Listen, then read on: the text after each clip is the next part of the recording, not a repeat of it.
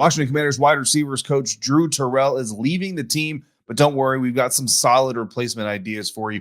All of that and more on today's episode of Locked On Commanders. Your daily podcast on the Washington Commanders, part of the Locked On Podcast Network. Your team every day.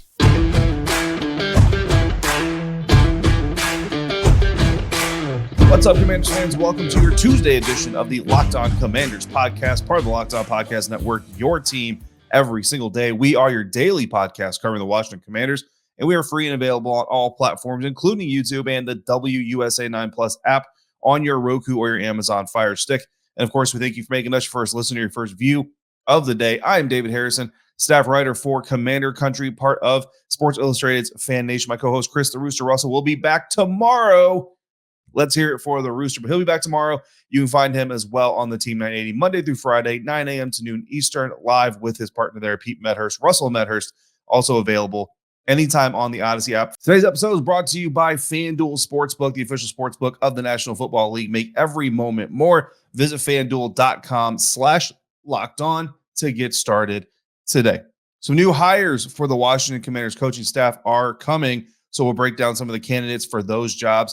And we'll hear from Locked On Chiefs host Ryan Tracy about new assistant head coach and offensive coordinator Eric Bieniemy. But first, Washington has already lost defensive backs coach Chris Harris, who departed the team to become the new defensive passing game coordinator and quarterbacks coach with the Tennessee Titans. And now it looks like they're going to be losing another coach because Drew Terrell, wide receiver coach Drew Terrell, is leaving the organization, according to recent reports. On Monday, Jeremy Fowler of ESPN reported that Terrell was a strong candidate to be hired by the Arizona Cardinals, despite the fact that Arizona is actually hiring Cleveland Browns quarterbacks coach Drew Petzing to be their offensive coordinator. Drew Terrell had previously interviewed with the Arizona Cardinals for that offensive coordinator job. They did not give the Coach Terrell the job.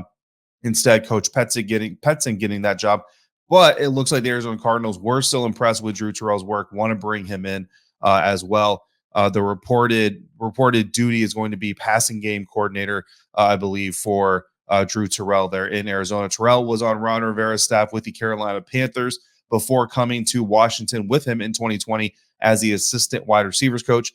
Terrell was then promoted in 2021 to the wide receiver position coach after Jim Hostler was promoted to the role of senior offensive assistant again with the Commanders.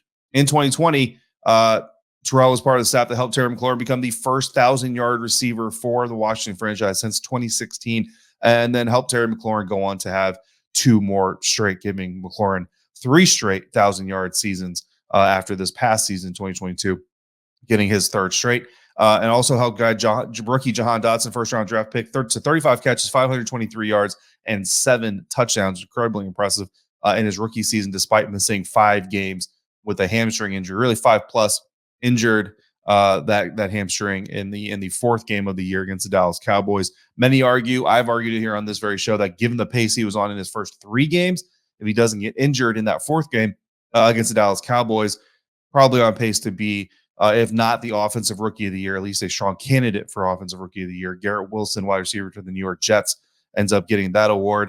But either way, pretty impressive pacing and play, considering Jahan Dotson was the 5th receiver drafted in the 2022 NFL draft. So Chris Harris, Drew Terrell, both look like they're leaving this franchise. And look, those are 2 big losses. Chris Harris, we kind of talked about earlier when the news first initially broke that he was leaving the team for the Tennessee Titans, but obviously very instrumental in the development of Benjamin St-Juste. And I think that from a leadership, a teaching standpoint, that you don't want to take away from the fact that he was trying to help develop Benjamin St-Juste to be the team's starting nickel.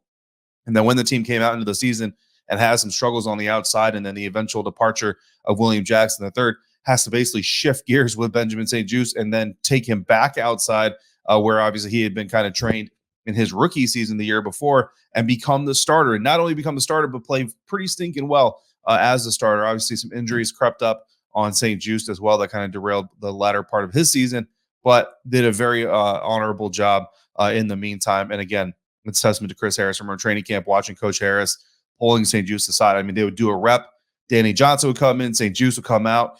Chris Harris would coach him up. Danny Johnson would come out, St-Juste would go back in, do a rep. I mean, it was really awesome watching the energy that Chris Harris had, but also Drew Terrell the energy and the engagement he has with the wide receivers. Again, no assistant wide receiver coach for the Washington Commanders in 2022. So he was a man, doing the job by himself, but he was engaging with each receiver. And I asked him at one point during the season about kind of the science of teaching wide receiver, route concepts, release, stems, breaks, all that stuff, but also accentuating the players' skill sets. Terry McLaurin is not the same receiver that Curtis Samuel is. Curtis Samuel is not the same as Jahan Dotson. Jahan Dotson is not the same as Cam Sims. These are all different guys. So while, release is important for everybody, stem is important for everybody, how you break out of your route is important for everybody, all that stuff. Each guy has their own flavor, kind of has their own style, their own gear that they play wide receiver with. So the science and art combination of taking each guy, teaching them the same playbook, the same route concepts, the same scheme, but doing it in a way that accentuates their individual skills. I think that's really where a good wide receiver coach makes their money at the end of the day. And I think Coach Terrell did a really great job during his time in Washington. So big losses for the Washington Commanders coaching staff, Chris Harris, Drew Terrell, but huge congratulations to both of those guys as they get their next jobs in the National Football League. You're going to hear both their names again. The next steps for them will be full-time defensive, full-time offensive coordinator, and then eventually I anticipate you're going to hear both these guys being talked about in head coaching cycles in years to come. Washington will now have to replace both their defensive backs coach and wide receivers coach now. So we're going to discuss some potential candidates for those jobs. But first, we're going to hear from Ryan Tracy, host of Locked On Chiefs, as he comes through to share some insight into new Commanders assistant head coach and offense coordinator Eric Bieniemy. That's coming up next on today's episode of Locked On Commanders. And today's episode of Locked On Commanders is brought to you by Built Bar. If you're looking for a delicious treat, but you don't want all the fat and the calories, then you got to check out Built Bar. With Built, healthy is actually tasty, and they're so delicious you're not going to realize that they're good for you because they're covered in 100% real chocolate and come in unbelievable flavors like churro and peanut butter brownie, while always maintaining amazing macros. I'm talking only 130 calories, only 4 grams of sugar, but a whopping 17 grams of protein. For years, we've been talking to you about getting Built Bar through the mail at Built.com, but now you don't have to wait for the mail. You can go to Walmart or you can go to Sam's Club and get it yourself. If you want to head to Walmart, go to the pharmacy section. You can find yourself a 4-bar box of cookies and cream, double chocolate, or coconut puffs. If they don't have them, it means they're sold out, which means you need to go to Built.com and check out what all the fuss is about, because obviously they're very popular. If you go to Sam's Club, you can get yourself a 13-bar box of brownie batter and churro. Same deal goes there. Of course, if you just want to go online anyway, you can do it still. Check out the new and improved double chocolate Built Bar, or look out for Animal Cookie that dropped on Tuesday. Whatever your preference is, grab yourself a Built Bar, built different.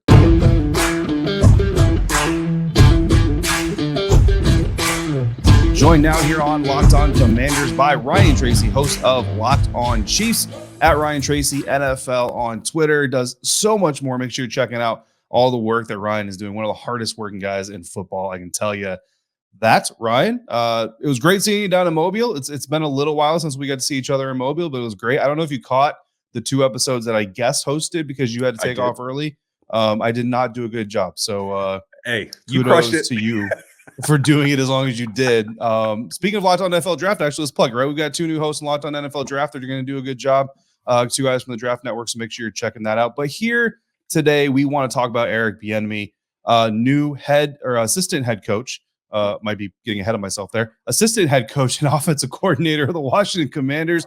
Ryan, I'm going to ask you the question that everybody obviously wants to know, and I don't think we're ever going to get a straight answer for anybody. So feel free to do what everybody does and kind of be like, well, it's a little bit of this.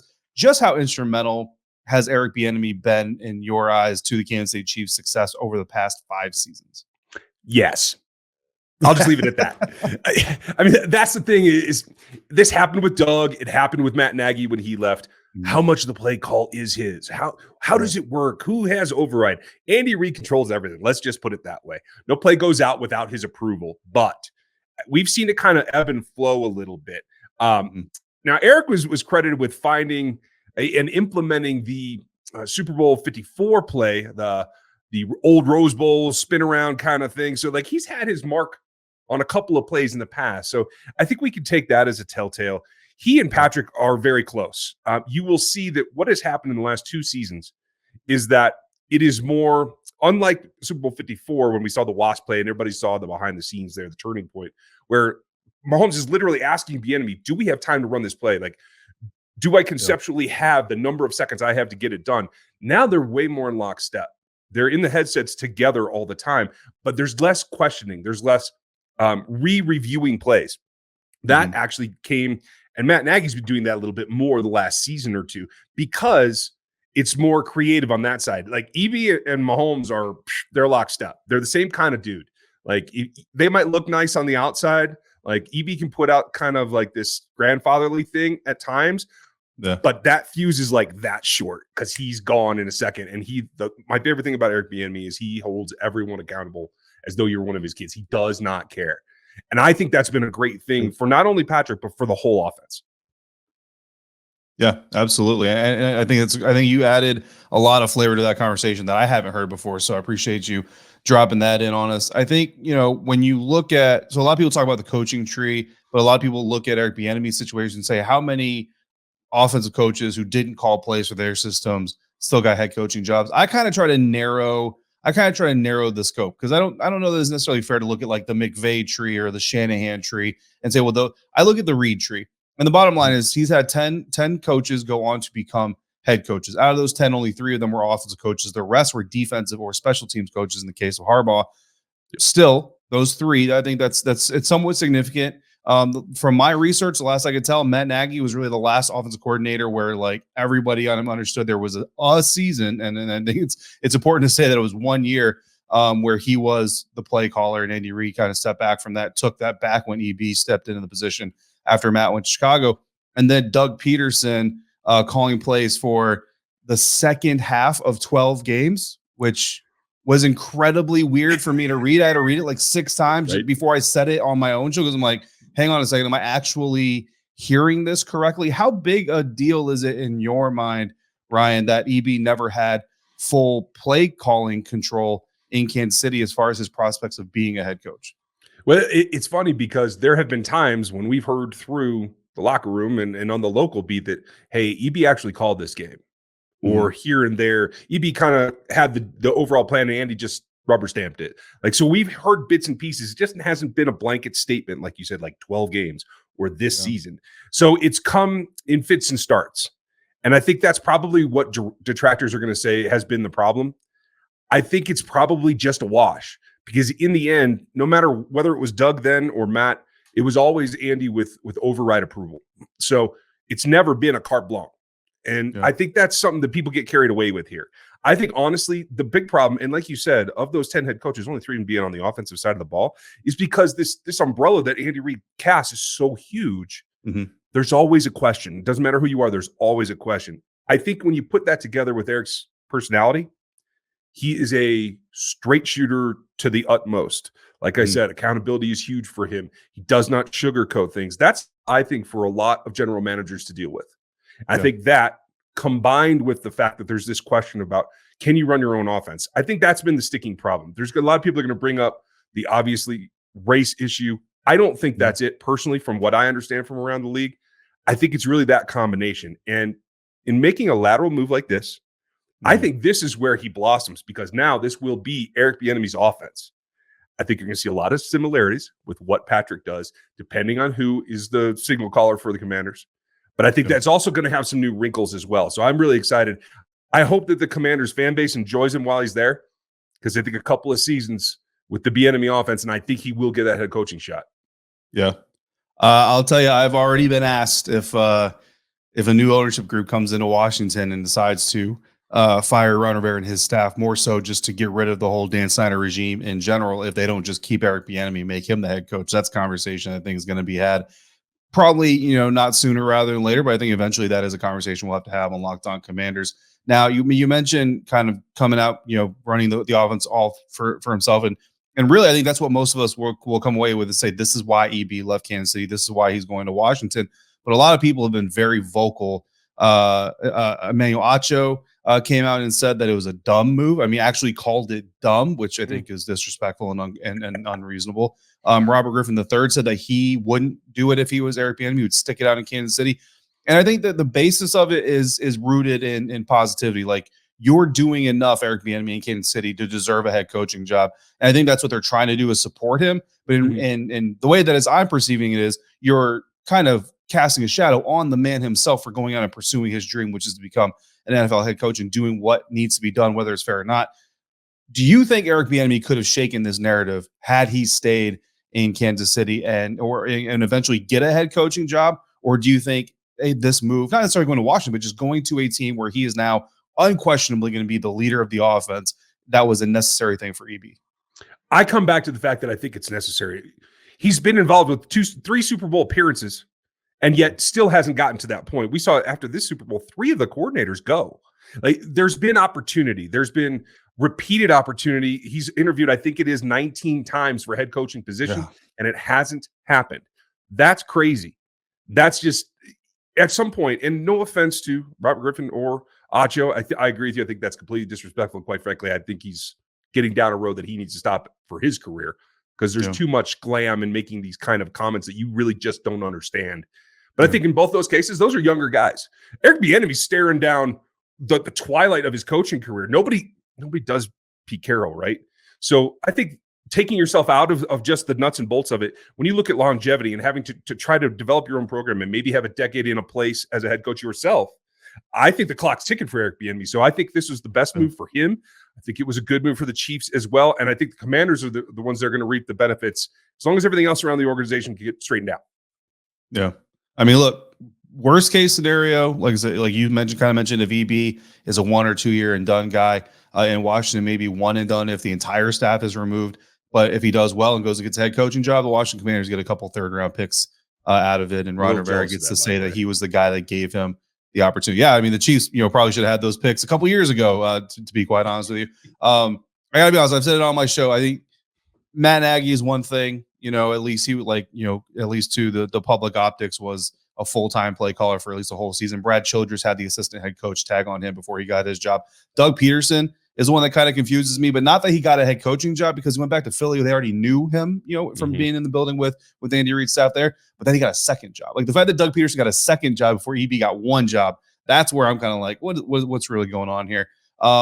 You mentioned the new wrinkles that an offensive coordinator might have, and EB, again, he's been an OC, but Andy Reid does have a lot of control and influence over the offense. So when you look at Washington's roster and what you know of it right now from the outside looking in, who on that roster do you look at and say that's an EB guy, that's where he's going to lean on to have success in year one?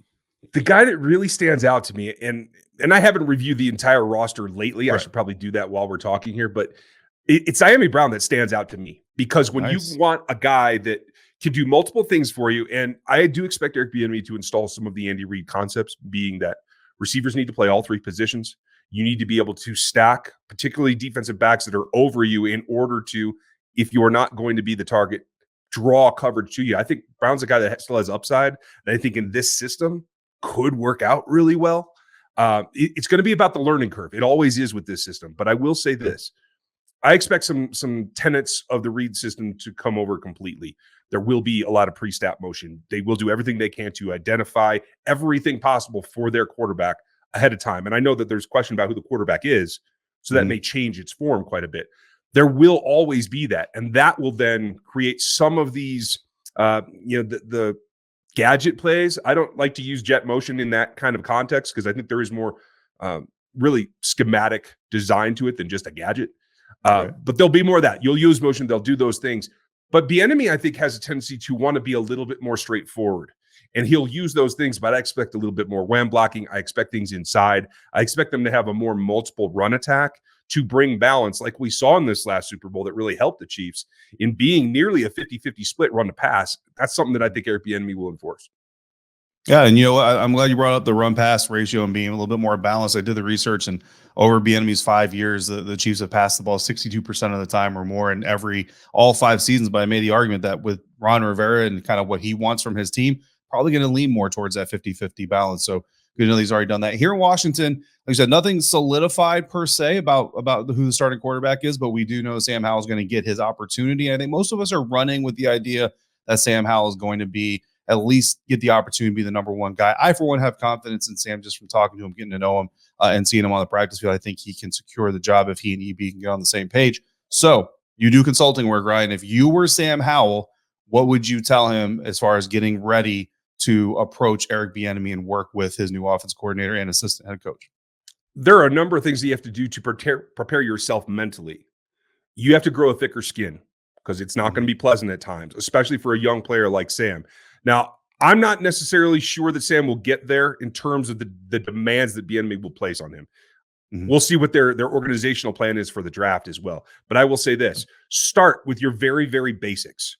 Go watch the playoff drive that Chad Henne ran, because that's your floor. You have to be able to execute the offense at that level like a 38-year-old who can't run anymore. And that gives you operational tempo, right? Then you can add things on top of it that your arm allows you or your legs allow you. But get your floor straight. Study that. Study some of the basic games where Patrick had to miss in the last couple of seasons. Go back to that because that's going to give you a basic concept of what you can do and execute well. Nobody's going to live up to Patrick Mahomes. There's just no way to do it. So why not aim for a systemic concept and knowledge of what you think is coming? And then obviously, one thing that EB is really good at, and every player that's ever played for him will tell you this, not only is he supportive of your designs or your plans for your career, he will help you do that. He is a guy who can adapt to his players. So I do think, depending on what the quarterback coach is and how much he's involved specifically, I think whoever the quarterback becomes will get some offensive wrinkles that are specific to him that Eric Bieniemy can come up with. Yeah, and I know that Eric Bieniemy spent a good part of Thursday talking to staff, talking to assistant coaches. So I'm sure he and Ken Zampese, the Commanders quarterback coach, had a lot of conversations. Great stuff. And that's very interesting. I'm actually going to do that myself and go back and watch the Chad Henne film and the games where EB had to go without Patrick for a little bit. That's very insightful. Ryan Tracy, host of Locked On Chiefs, at Ryan Tracy NFL on Twitter. That's why we do this, man. That's why we bring in Locked On Chiefs hosts. Both teams I cover have new offense coordinators, and you and Corbin Smith from Locked On Seahawks both killed it, giving us insight on who these new guys are. New assistant head coach and offense coordinator Eric Bieniemy. Ryan, appreciate you for your time, brother. Yeah, thanks for having me, and I hope I will see you before your Senior Bowl next year. Absolutely.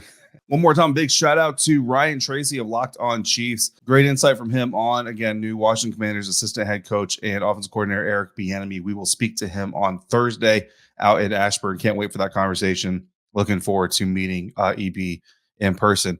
Some ideas for who could be the next Washington Commanders defensive backs and wide receivers coaches coming up next on today's episode of Locked On Commanders. In today's episode of Locked On Commanders is brought to you by FanDuel. The midway point of the NBA season is here, and now is a perfect time to download FanDuel, America's #1 sportsbook. Because new customers, you get a no-sweat first bet up to $1,000. That's bonus bets back if your first bet doesn't win. Just download the FanDuel Sportsbook app. It's safe, secure, and super easy to use. Then you can bet on everything from the money line to point scorers and threes drained. Plus, FanDuel even lets you combine your bets for a chance at a bigger payout with same-game parlays easily. My favorite part of playing on FanDuel. So don't miss your chance to get your no-sweat first bet up to $1,000 in bonus bets when you go to FanDuel.com/lockedon. That's FanDuel.com/lockedon to learn more. Make every moment more with FanDuel, an official sports betting partner of the NBA.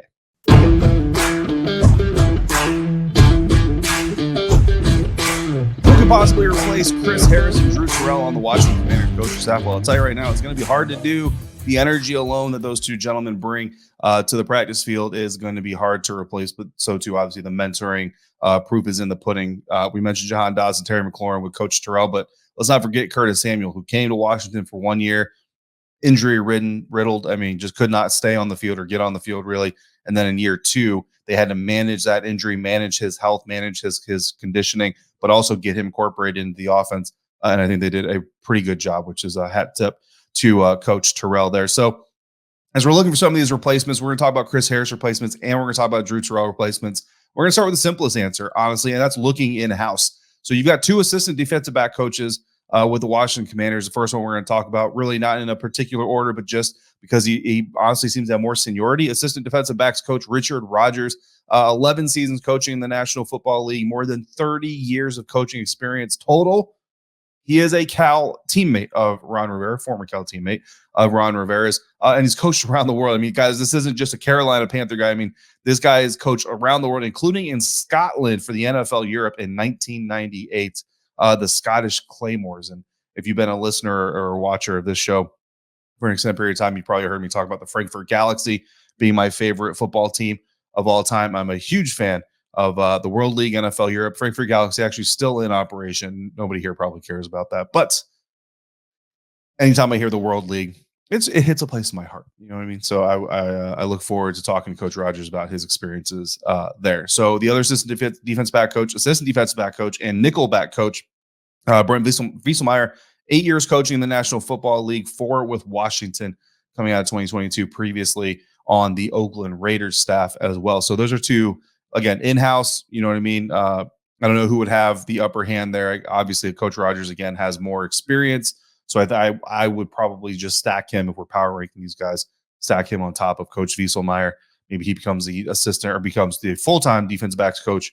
Brent Wieselmeyer stays as the assistant defensive back coach, nickel coach for another season. And then who knows where we go from there. Perhaps Coach Rogers is getting some defensive pass game coordinator looks next year, or defensive coordinator looks next year.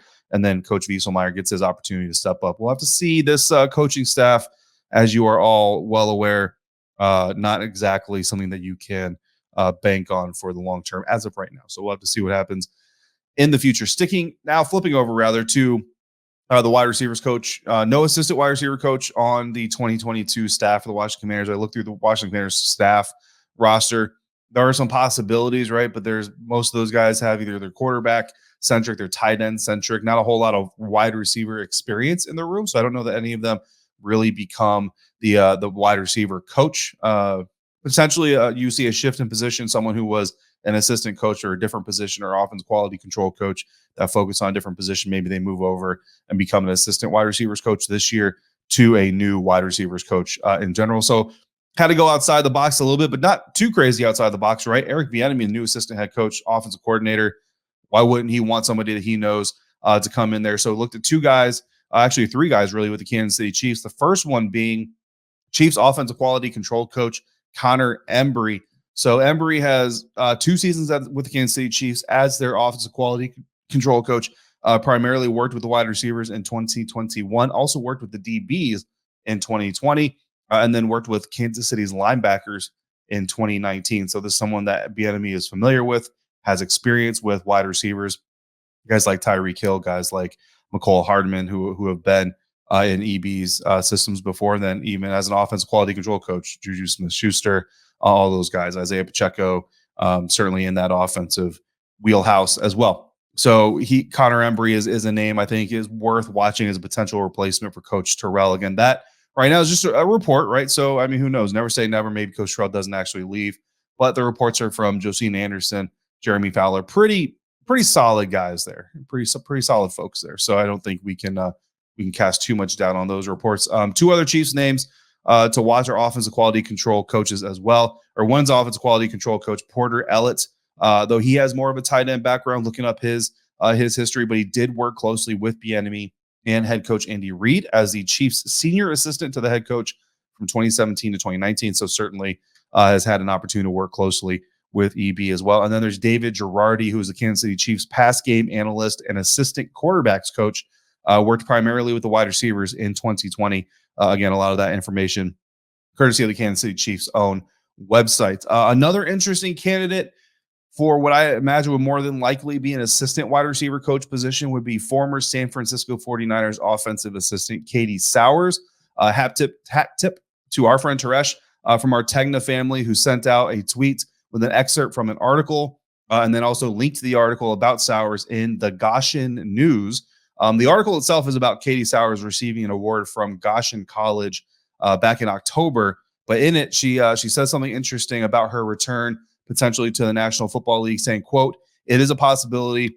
I was going to be on this staff for Eric Bieniemy had he gotten a head coaching job. Bieniemy has been a huge mentor for me, and if and when that time comes, I'm going to have to make the decision of if I want to go back or if I want to continue to impact on women's flag football game. So I'll cross that bridge when it happens," end quote. So Sowers has been out of the NFL coaching scene for a little bit, has been focusing her attention on, as she said there, getting women's flag football really kind of going. She's done a great job there and produced some really great winning teams as a defensive coordinator, actually. So flipping over the defense, just kind of showing that football acumen on both sides of the ball. Look, obviously, Eric Bieniemy is not a head coach yet, right? But as an assistant head coach, he's going to have some say And as the offensive coordinator, he's going to have some say into who this coach replacement is on the wide receiver in the wide receiver group. Maybe he reaches out to bring in Sowers. Again, I would anticipate an assistant wide receiver coach position. She previously worked with the receivers with the Atlanta Falcons and the 49ers, among other duties, just as an offensive assistant coach. The 49ers went to the Super Bowl one year. That was her headline during that period of time. She was the first female coach on an NFL staff to go to a Super Bowl, and also the first openly gay coach to go to a Super Bowl. Given that she has been out of the coaching scene, NFL coaching scene, that is for a little bit, I assume, again, the role would be assistant coach. Probably don't want to jump her straight into a full-blown position coach position.